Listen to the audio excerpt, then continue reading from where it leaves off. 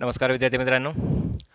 कोपरगाव तालुका education सोसायटीचे के P रोहमारे कला वाणिज्य व विज्ञान कनिष्ठ महाविद्यालय कोपरगाव आयोजित या ऑनलाईन लेक्चर सिरीजमध्ये मी प्राध्यापक जेजुरकर जी आहे आपलं सहर्ष स्वागत करतो. सर्वप्रथम सर्व विद्यार्थ्यांना नवीन वर्षाच्या हार्दिक शुभेच्छा. या शैक्षणिक वर्षामध्ये ज्या उद्देशाने तुम्ही शिक्षण घेत आहात तो उद्देश यशस्वीरित्या तुमचा पूर्ण हो या अपेक्षेने या वर्षाला आपण या ठिकाणी सुरुवात करणार आहोत. सहकार विषयातील 5वं जे काही प्रकरण आहे ते आज आपण या ठिकाणी अभ्यासणार आहोत. प्रकरणाचं नाव असणार आहे सहकारी पतपुरवठा संस्था क्रेडिट कोऑपरेटिव्ह सोसायटीज. सहकारी पतपुरवठा संस्था अभ्यासण्यापूर्वी आपण या सहकार विषयातील ज्या अनेक संकल्पना आहेत त्या या ठिकाणी अभ्यासलेल्या आहेत आणि नंतर आज या ठिकाणी आपण सहकारी संस्थांचे जे काही प्रकार आहेत की ज्या अंतर्गत आपण प्रकरण 5वं हे जे आहे हे आपण सुरू करतो आहोत. सहकारी पतपुरवठा संस्था असेल, सहकारी गृहनिर्माण संस्था त्यासोबत बारकाईने अभ्यासायचे आहेत. सहकारी पतपुरवठा संस्थांचा अभ्यास करण्यापूर्वी आपण सहकारी संस्था किंवा सहकार ही जी संकल्पना आहे ही अभ्यासलेली आहे. सहकार संकल्पना ही कोणत्या कारणांनी अस्तित्वात आली हे देखील आपण पहिल्या प्रकरणामध्ये अभ्यासलेलं आहे. सहकार संकल्पनेअंतर्गत सहकार चळवळीच्या माध्यमातून या सहकारी संस्था स्थापन झालेल्या आहेत हे आपल्याला माहीत आहे. सहकार चळवळ विकसित होत गेली. ज्याप्रमाणे सहकार चळवळ विकसित होत गेली त्याप्रमाणे विविध प्रकारच्या सहकारी संस्था देखील त्या ठिकाणी स्थापन होत गेल्या. आपल्याला माहीत आहे की सहकार चळवळीच्या माध्यमातून सर्वप्रथम सहकारी पतपुरवठा संस्थांची स्थापना करण्यात आलेली आहे आणि नंतर इतर जे काय सहकार क्षेत्र आहे ते अनेक प्रकारांमध्ये अनेक व्यवसाय प्रकारांमध्ये त्या ठिकाणी विभागलं गेलेलं आहे. हे आपण अभ्यासलं आहे. या सहकार संकल्पनेच्या माध्यमातून सहकार हा जो विषय आहे तो आपण या ठिकाणी अभ्यासत गेलेलो आहे टप्प्याटप्प्याने. जसं की सहकार संकल्पना समजावून घेतली, सहकार चळवळीचा जो इतिहास आहे तो समजावून घेतला, त्यासोबत सहकाराचं महत्त्व वैशिष्ट्ये ही देखील आपण अभ्यासले. त्यानंतर सहकार क्षेत्राबरोबर इतरही व्यवसाय संघटन प्रकार आपण अभ्यासले की व्यक्तिगत व्यापारी संस्था, भागीदारी संस्था, संयुक्त भांडवली संस्था आणि या सर्व व्यवसाय संघटन प्रकारांशी आपण सहकारी संस्थेचा तुलनात्मक अभ्यास केला. हे आपण दुसऱ्या प्रकरणात अभ्यासलं. त्यानंतर तिसरं जे काही प्रकरण होतं की ज्यामध्ये सहकारी किंवा सहकाराची जी काही तत्त्व आहेत की सहकारी संस्था कार्य करत असताना ज्या नियमांमध्ये त्यांनी काम करावं, ज्या तत्त्वांचा त्यांनी अवलंब करावा या प्रकारची पुनर्निर्धारित किंवा सर्वसामान्य तत्त्वे आपण ही तिसऱ्या प्रकरणामध्ये अभ्यासलेली होती की ज्या माध्यमातून आपल्याला कळालं की सहकारी संस्था काम करत असताना कोणत्या नियमांचा आणि अटींचा त्या ठिकाणी अवलंब करतात की ज्या माध्यमातून आज तागायत या सहकारी संस्था अनेक क्षेत्रांमध्ये त्या ठिकाणी आपलं काम अतिशय योग्य पद्धतीने करत आहेत. त्यानंतर आपण सहकारी संस्थांची स्थापना या संकल्पनेला त्या ठिकाणी अभ्यासलेलं आहे की ज्यामध्ये सहकारी संस्थांची जी काही स्थापना आहे की त्यामध्ये प्रवर्तकाचं कार्य, त्याचबरोबर प्रवर्तन अवस्था, नोंदणी अवस्था, सहकारी संस्थेची नोंदणी करण्याकरिता कोणत्या कार्यपद्धतीचा त्या ठिकाणी स्वीकार केलेला आहे, कोणती कार्यपद्धती त्या ठिकाणी अवलंबली जाते हे पण यामध्ये शिकलेलं आहात. मग सहकारी संस्थेची स्थापना कशा पद्धतीने व्हावी, कशा पद्धतीने केली जाते या संदर्भात आपण प्रकरण 4 यामध्ये सर्व ज्या काही बाबींचा अभ्यास केलेला आहे.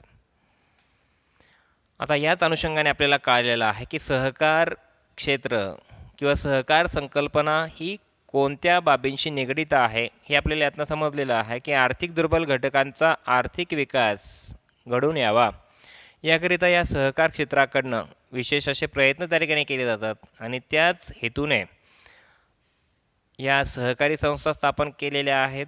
सहकारी संस्था स्थापन करत असताना निबंधकाचाही किंवा निबंधकाची ही जी काही भूमिका आहे ती देखील महत्त्वाची मांडली गेलेली आहे की निबंधकाच्या परवानगीने निबंधकाच्या नोंदणी प्रमाणपत्राच्या माध्यमातून या सहकारी संस्था स्थापन केल्या गेलेल्या आहेत.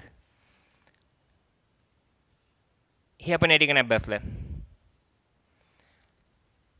त्यानंतर या सर्व गोष्टी आपण अभ्यासल्यानंतर सहकारी पतपुरवठा संस्था या प्रकरणाला आपण या ठिकाणी सुरुवात करतो आहोत. मग सहकारी पतपुरवठा संस्थाच म्हणजेच काय की क्रेडिट कोऑपरेटिव्ह सोसायटी.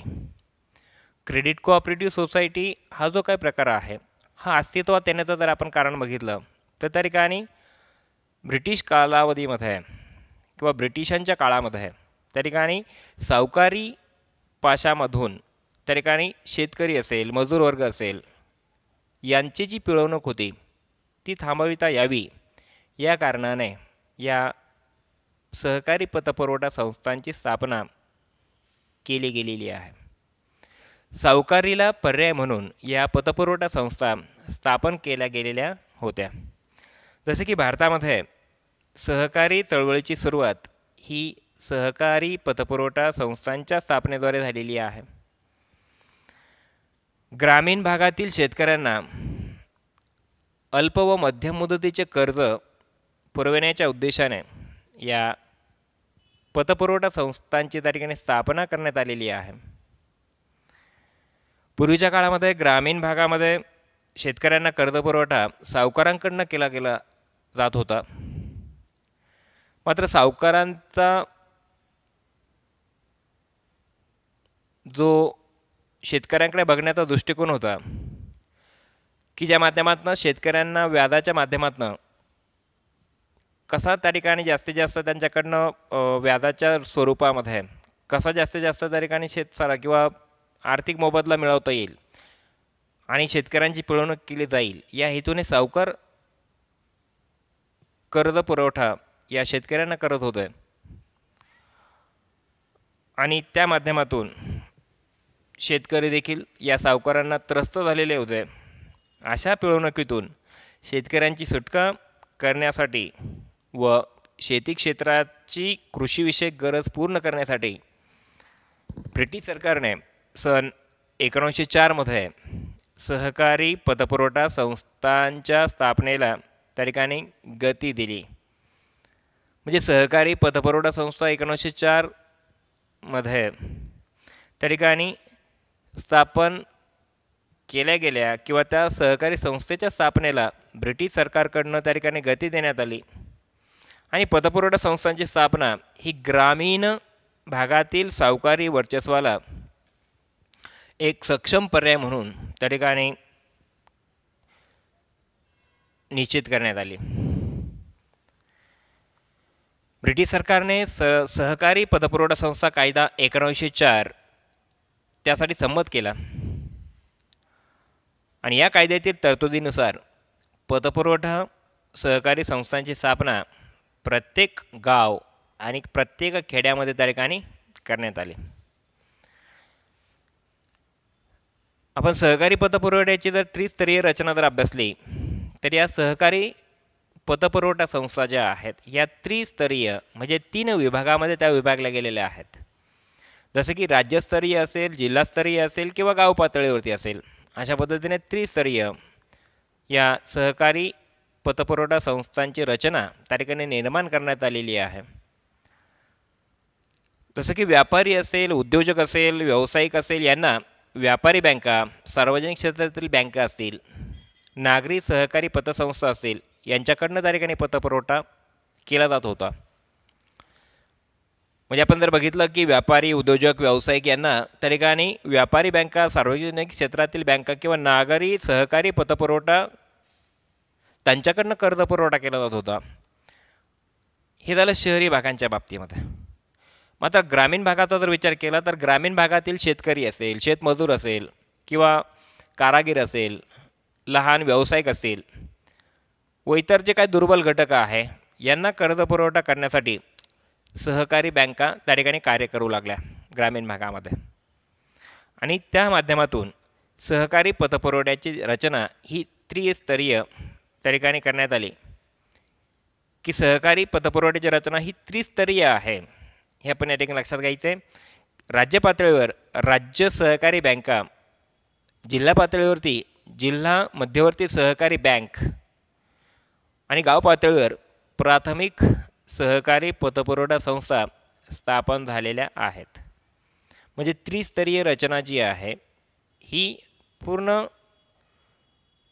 सक्षम पद्धतीने, पूर्ण क्षमतेने त्या ठिकाणी आर्थिक पतपुरवठा हा कशा पद्धतीने प्रत्येक घटकांपर्यंत पोहोचवता येईल या उद्देशाने त्या ठिकाणी स्थापन करण्यात आली आहे. ही रचना जी आहे ती त्या पद्धतीने बनवली गेलेली आहे. आणि सावकारांकडून केलं जाणारं जे काही शोषण, आर्थिक शोषण आहे, फसवणूक आहे, यापासून मुक्तता करण्याच्या हेतूने या सहकारी संस्था किंवा सहकारी पतपुरवठा संस्था त्या ठिकाणी स्थापन करण्यात आलेल्या आहेत. आपण जर बघितलं त्रिस्तरीय रचना कशा पद्धतीने आहे की राज्य पातळीवरती राज्य सहकारी बँक, की ज्याला शिखर बँक म्हणून त्या ठिकाणी लक्षात घेतोय आपण. राज्य सहकारी बँक ही सर्वोच्च बँक आहे सहकार क्षेत्रातील. राज्य सहकारी बँकेच्या माध्यमातून त्या ठिकाणी प्राथमिक पतपुरवठा सहकारी संस्थेपर्यंत या निधीचा पुरवठा त्या ठिकाणी करण्यात येतो. त्याचबरोबर जिल्हा पातळीवरती जिल्हा मध्यवर्ती सहकारी बँका या कार्य करतात आणि ग्रामीण भागामध्ये पतपुरवठा करण्याचं काम हे प्राथमिक पतपुरवठा सहकारी संस्थांच्या माध्यमातून त्या ठिकाणी केलं जात असतं. तर अशा पद्धतीने या सहकारी पतपुरवठा संस्था यांचा आपण थोडक्यात मागोवा घेतला, आढावा घेतला की ज्या माध्यमातून या पतपुरवठा संस्थांचा जो मूळ उद्देश आहे की ग्रामीण भागातील किंवा शहरी भागातील व्यापारी, उद्योजक, व्यावसायिक तसेच शेतकरी, मजूर, कारागीर यांना आर्थिक सक्षम बनविण्याकरिता पैशांची आवश्यकता असते आणि ती गरज पूर्ण करण्याकरिता या सहकारी पतपुरवठा संस्थाच्या माध्यमातून योग्य वेळेला पतपुरवठा करण्याचं काम त्या ठिकाणी आज सगळ्यात केलं जात आहे. चला तर आपण या सहकारी पतपुरवठा संस्थांचा जो अर्थ आहे तो या ठिकाणी समजावून घेऊयात.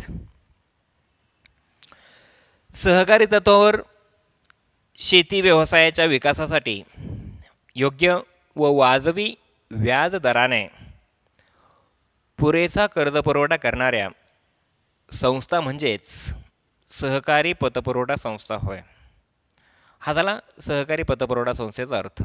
यातनं आपल्याला काय समजलं की सहकारी तत्वावर शेती व्यवसायाच्या विकासासाठी योग्य व वाजवी व्याज दराने शेतीच्या विकासासाठी योग्य आणि वाजवी व्याज दराने म्हणजे शेतकऱ्यांना योग्य पद्धतीने त्या ठिकाणी कर्जपुरवठा योग्य व्याजदराने कर्जपुरवठा केला जातो की ज्या माध्यमातून शेती क्षेत्राचा विकास व्हावा या हेतूने या पतपुरवठा संस्थांच्या माध्यमातून कर्जपुरवठा या शेती क्षेत्राला करण्यात आलेला आहे. सहकारी तत्वावर शेती व्यवसायाच्या विकासासाठी योग्य व वाजवी व्याज दराने पुरेसा कर्जपुरवठा करणाऱ्या संस्था म्हणजेच सहकारी पतपुरवठा संस्था होय. म्हणजे आपल्याला यातनं लक्षात येतं की सहकारी पतपुरवठा संस्थांचा जो मुख्य उद्देश आहे की जो शेती क्षेत्राचा विकास आणि जे शेती क्षेत्राशी निगडीत असलेले घटक आहेत जसं की शेतकरी असेल, शेतमजूर असेल किंवा कारागीर असेल यांच्याकडनं वाजवी दराने त्या ठिकाणी व्याज आकारलं जातं की ज्या माध्यमातून त्यांना ते व्याज देणं देखील त्या ठिकाणी शक्य होऊ शकेल. ह्यापेक्षाने या पतपुरवठा संस्था अतिशय कमी व्याजदराने कर्जपुरवठा करण्याचं काम या गरजू घटकांना करत असतात. हे आपण या ठिकाणी लक्षात घ्यायचं आहे. ज्या गावांमध्ये किंवा खेड्यांमध्ये सहकारी पतसंस्था स्थापन केली जाते ते गाव किंवा खेड्यांपुरते त्या संस्थेचे कार्यक्षेत्र हे त्या ठिकाणी मर्यादित असते. म्हणजे ज्या क्षेत्रामध्ये, ज्या गावामध्ये, ज्या खेड्यामध्ये या सहकारी पतपुरवठा संस्था स्थापन करण्यात आलेल्या आहेत त्या क्षेत्राचा विकास घडवून आणण्याचं काम या पतपुरवठा संस्थांच्या माध्यमातून केलं जातं. विकास घडवून आणण्याचं काम केलं जातं याचा अर्थ आर्थिक कर्जपुरवठा करून योग्य वेळेला कर्ज किंवा योग्य वेळेला पैसा पुरवण्याचं काम या पतपुरवठा संस्थांच्या माध्यमातून करण्यात येतं की ज्यामुळे आर्थिक विकास घडवून आणण्याकरिता त्या ठिकाणी मदतीचा हात या पतपुरवठा संस्थांच्या माध्यमातून शेतकरी वर्ग असेल, कारागीर असेल या सर्वांना त्या ठिकाणी शक्य होत असतो. तर गावातील शेतकरी असतील, कारागीर असतील, लहान व्यावसायिक इत्यादी त्या संस्थेचे त्या ठिकाणी सभासद असतात. पतपुरवठा संस्थेचे सभासद शेतकरी असतील, कारागीर असतील, या सर्वांना एकत्रित आणून या पतपुरवठा संस्थेची स्थापना केली जाते आणि हे सभासद या सहकारी संस्थेचा विकास त्या ठिकाणी घडवून आणतात. त्यासोबतच सर्व सभासदांना या पतपुरवठा संस्थेच्या माध्यमातून त्या ठिकाणी योग्य वेळी त्या ठिकाणी पतपुरवठा त्या ठिकाणी केला जातो, की ज्या माध्यमातून शेती क्षेत्राचा विकास घडवून आणण्यामध्ये मोलाची भर या पतपुरवठा संस्थांच्या माध्यमातून पडत असते. सभासदांना बचतीच्या सवयी या पतपुरवठा संस्थांच्या माध्यमातूनच त्या ठिकाणी शक्य झालेल्या आहेत. शेतकरी सभासदांना कमीत कमी व्याजदराने वेळेवर कर्ज पुरवठा करण्याचं काम या पतपुरवठा संस्थेच्या माध्यमातून त्या ठिकाणी केलं जातं. कृषी क्षेत्राचा शेतकऱ्यांचा आर्थिक विकास घडवून आणण्याचं आणि शेतकऱ्यांचं जे काही जीवनमान आहे ते उंचावण्याकरिता या पतपुरवठा संस्था कार्यरत असतात, प्रयत्नशील असतात. सहकारी पतपुरवठा संस्था प्राथमिक पातळीवर सभासदांची गरज लक्षात घेऊन त्यानुसार कर्ज पुरवठा करतात.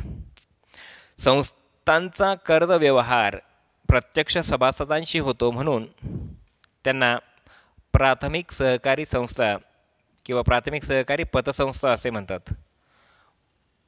म्हणजे प्राथमिक पतपुरवठा संस्था म्हणजेच काय, की ज्या माध्यमातून सभासदांना थेट कर्ज पुरवठा त्या ठिकाणी केला जातो. सहकारी पतपुरवठा संस्था ग्रामीण व शहरी भागात त्या ठिकाणी कार्यरत असतात, या ठिकाणी लक्षात घ्यायचं आहे.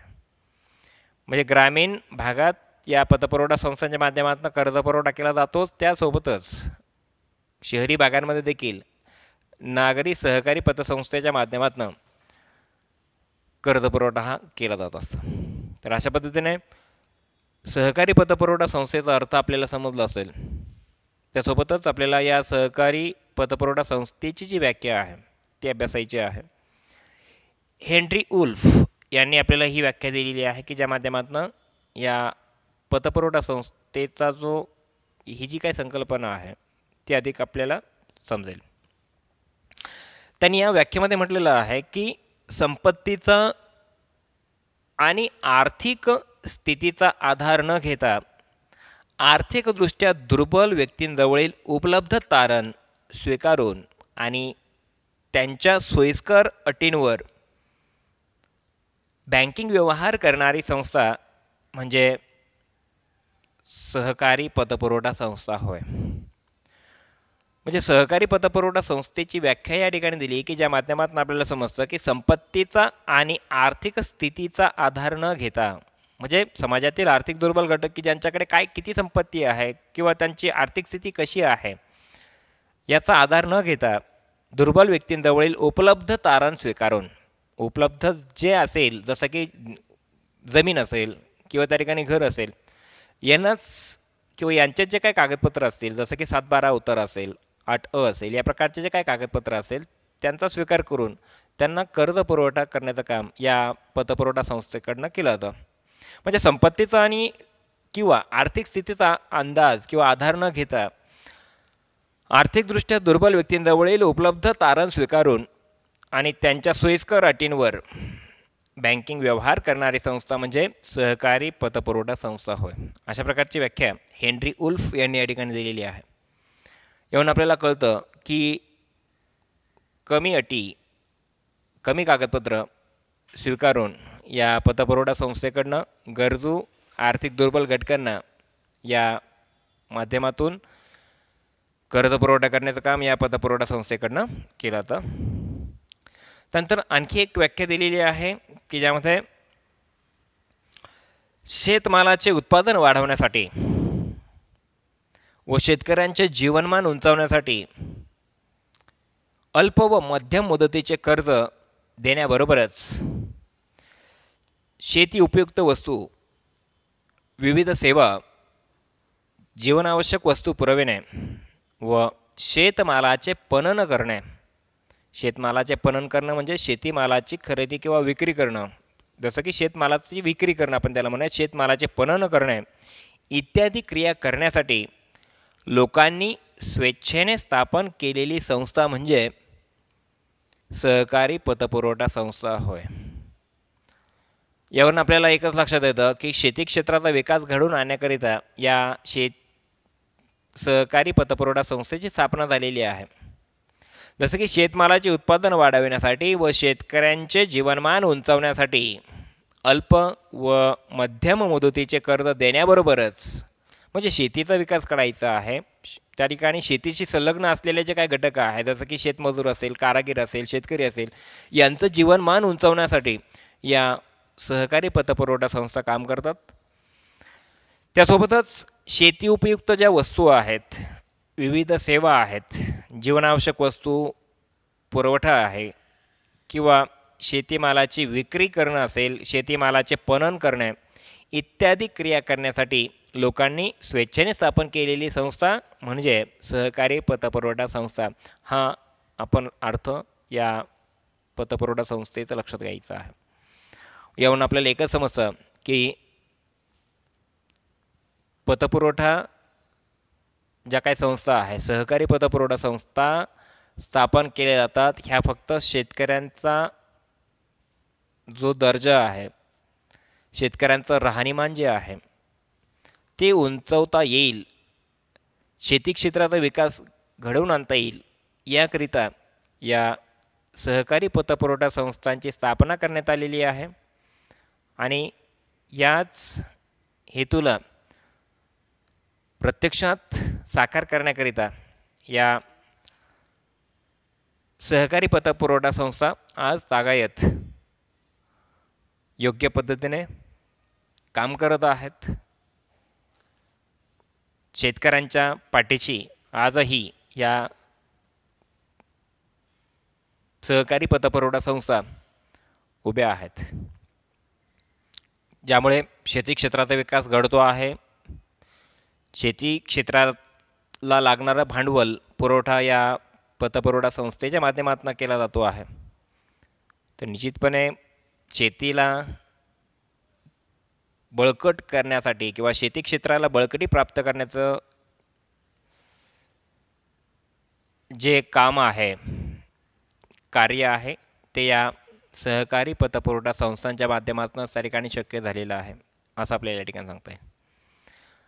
तर आजच्या या व्हिडिओमध्ये आपण सहकारी पतपुरवठा संस्था अर्थ व्याख्या हे अभ्यासलेले आहे. पुढील व्हिडिओमध्ये आपण सहकारी पतपुरवठा संस्थेची जी वैशिष्ट्ये आहेत ते अभ्यासणार आहोत.